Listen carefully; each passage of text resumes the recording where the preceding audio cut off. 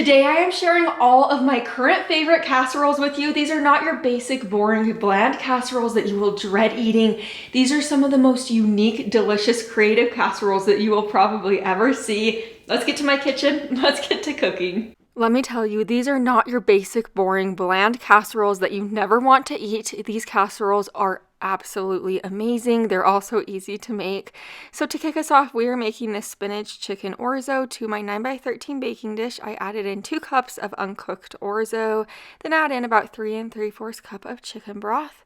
Next, add in 1 packet of Lipton onion soup mix, and then after you add that packet in, you're just going to give this a little stir. You kind of want that Lipton onion soup mix to, get combined with the rest of the ingredients and kind of like dissolve in that broth. Then add in your cooked shredded chicken. You could cook up your chicken however you choose to do so, or use part of a rotisserie chicken. My chicken was a little bit frozen, just from cooking it up and shredding it on a different day. But I also added in 1 can of cream of mushroom soup, 8 ounces of sour cream, half a cup of shredded cheddar cheese, and give this a stir. Let me tell you, this casserole is so good. I also added in 2 cups of chopped up spinach. Just give this a stir, and then you're going to cover this with some foil. Bake this in a preheated oven to 425 degrees for 30 minutes. After 30 minutes of baking, remove the foil. Give this a little stir, just so everything cooks evenly. Then you're going to sprinkle this with about 1/2 to 1 cup of shredded mozzarella cheese. Then you're going to bake this for an additional 10 minutes uncovered, mainly to melt the cheese.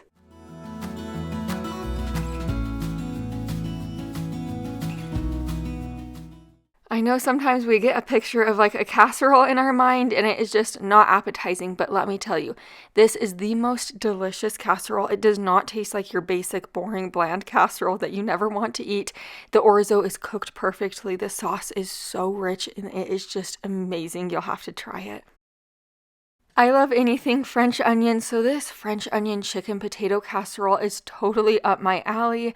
To a big bowl, add in 2 pounds of frozen diced hash browns, or you could use shredded hash browns. Also add in 1 can of cream of mushroom soup, 8 ounces of French onion dip. You could use any brand or any type of French onion dip.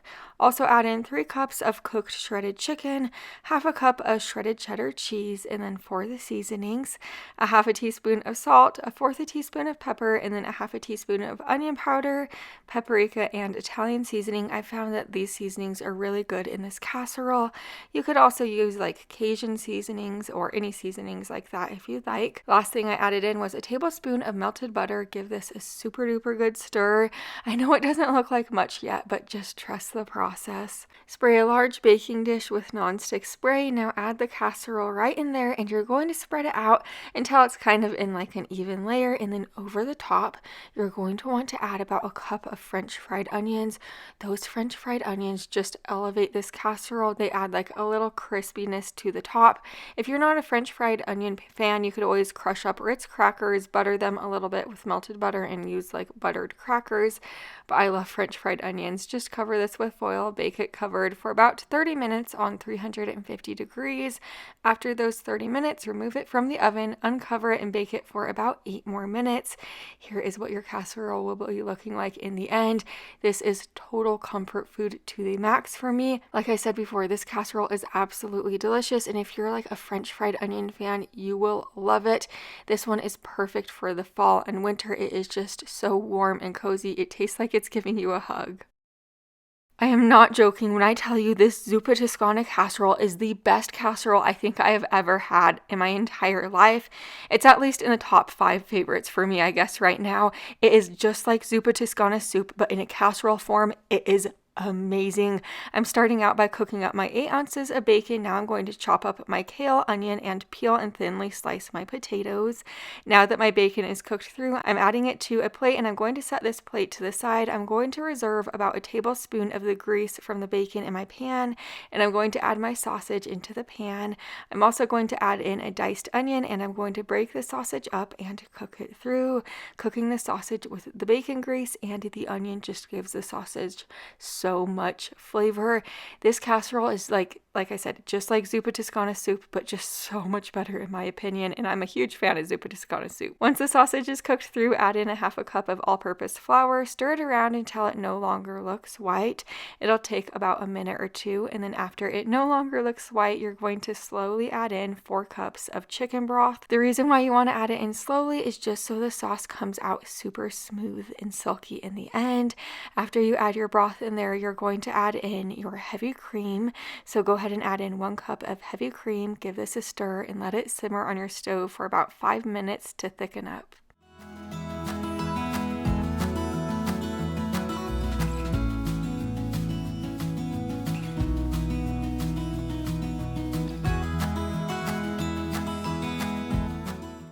Now that your sauce has slightly thickened up, spray a 9x13 baking dish with nonstick spray, and then you're going to add your potatoes to the bottom of the baking dish. The reason why I like to add the potatoes to the bottom of the baking dish is just so they cook evenly and they will cook the best on the bottom. And then over the top of the potatoes, you're going to add your kale. The kale is going to wilt down wonderfully, I promise. And then add the crumbled cooked bacon over the top of the kale. And then over the top of the bacon, you're going to add your sausage mixture. Just pour it over the top, and then you're going to kind of spread that sausage mixture out a little bit. You don't want to move the potatoes around. You want to keep the potatoes at the bottom of the baking dish. Just, move the sausage mixture out so it's kind of in an even layer. You're going to sprinkle the top with about 3/4 cup of Parmesan cheese, and you're going to cover this tightly with foil. This will bake in a preheated oven to 375 degrees for about 50 minutes. After 50 minutes, remove the foil and just bake it for about 10 more minutes uncovered. When I say this is one of the best casseroles you will ever have, I am not joking. It is just like Zuppa Toscana soup, but in my opinion, it is significantly better, if that could even be a thing. It is rich, it is delicious, it is filling, it is so warm and cozy, and it is so perfect for this time of year. You need to give it a try. I'll be the first to admit we often have just regular basic spaghetti night at my house for dinner, but this is kind of like regular spaghetti but elevated 10 times. We are making my version of $1 million spaghetti. It is amazing. I just started out by cooking up a pound of spaghetti. Now to this pan on my stove, I added in my onion, a pound of sausage, and a tablespoon of minced garlic. Just cook the sausage through. Now that my spaghetti is tender, I am just going to strain my spaghetti, and then I'm going to add it back into this pot on my stove. And then once you add your spaghetti back in, you're going to add in about a cup of some pasta sauce. You could use any type of pasta sauce, just use like a 24-ounce jar. You'll be needing the rest of the pasta sauce here in a moment, but just give this a little stir. Now that my sausage is cooked through, I'm going to add in the rest of the jar of pasta sauce, and then you're going to give it a little stir. Now we are going to get started on the cheesy mixture. This cheesy mixture is what really elevates this recipe. So into a bowl, add in 8 ounces of softened cream cheese. Also add in 1 cup of cottage cheese. The cottage cheese adds a bit of extra protein. Half a cup of ricotta cheese, and then 1 teaspoon of garlic powder, and then 1 teaspoon of Italian seasoning. Give this little cheesy mixture a good stir.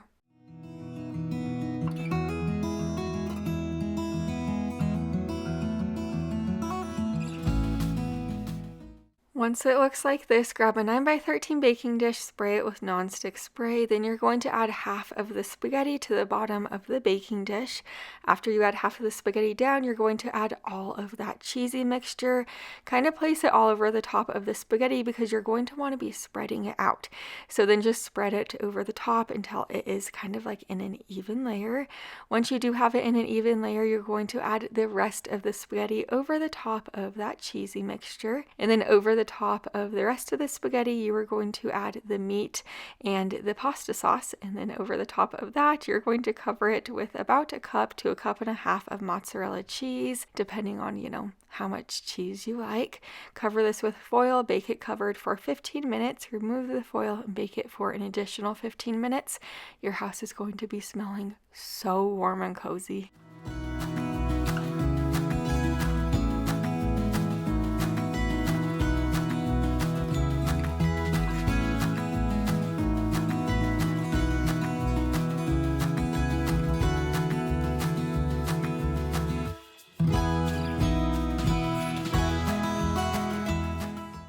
Just like what I said before, this is super similar to regular spaghetti night, but it is elevated times 10. This $1 million spaghetti is absolutely a treat. It is so delicious. It's also pretty simple to throw together, and then this does make a large amount, so it makes for perfect leftovers for the next day. It reheats wonderfully. If you were looking for a classic smothered pork chops and rice recipe, this one is definitely for you. Spray a large baking dish with nonstick spray, then you're going to add in 2 cups of chicken broth. Next, add in 1 can of cream of mushroom soup, then a can of cream of chicken soup. If you have my cookbook, I do still have some cookbooks available. There is like homemade versions of cream of soups in the back of the cookbook, so you could use those instead if you don't want to use like canned cream of soups. Next, add in your rice. I'm using a cup and a half of uncooked white rice. Then add in a half a packet of Lipton onion soup mix. We'll be using the rest of the packet here in a moment. Just give this a whisk until everything is well combined. And then over the top of this, you're going to add your pork chops. You could use between 4 to 7 boneless pork chops. Just add them over the top, and then you're going to sprinkle the remaining Lipton onion soup mix over the top of the pork chops. Cover this tightly with foil, and you're going to bake it in a preheated oven to 350 degrees for about 75 minutes, or until the pork chops are tender and the rice is cooked through.